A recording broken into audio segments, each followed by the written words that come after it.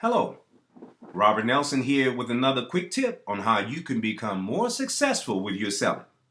So, if you have been following along with this little sales tip series, you should be ready to take the next step. You should already know how to put yourself on a positive vibration and how to approach the prospect with an attitude that is focused on giving. Now it's time to make first contact. Here we go. Here is your word for today. You never get a second chance to make a first impression. So, make it a good one. How do you make a good first impression? I'm glad you asked.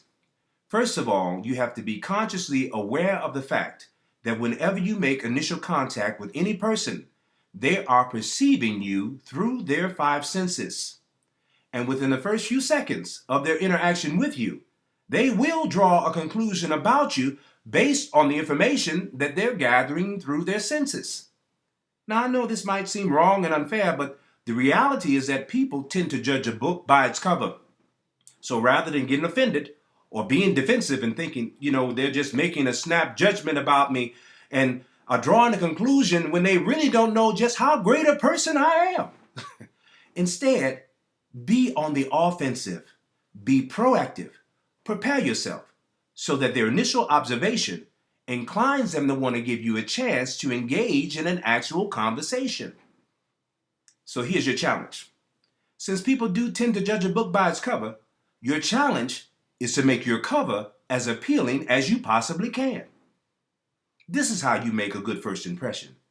You make it by being consciously aware of the fact that your impression is upon their five senses: sight, sound, smell, touch, and taste, and make as positive an impression upon those senses as you can, and they will incline you to engage in conversation. It's really quite simple. Sight. If you're making visible contact with the prospect, you need to make yourself as presentable as possible. Be well dressed and well groomed and have a pleasant demeanor. Sound. The sound of your voice should be so warm and welcoming that they actually feel like you are genuinely pleased to see them. Smell.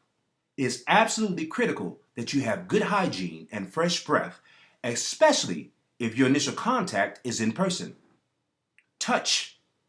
When an opportunity to shake hands presents itself, give a firm handshake, not one that is limp and lifeless. Taste. Well, appealing to the sense of taste should not even come into play unless you're sampling some type of food or beverage, and then it better be good. The reality is that if you appeal effectively enough to these five senses, they will engage you in conversation. Now, you just have to use common sense. There's no need to go overboard in any of these areas. Just be consciously aware that your prospect is evaluating you on a subconscious level and will draw a conclusion within the first few seconds of their interaction with you.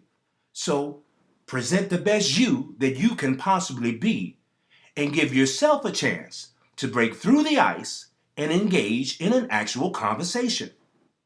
This is Robert Nelson, and I invite you to like, comment, or share this information, and stay tuned for more tips on how to be more successful with your selling. Thank you.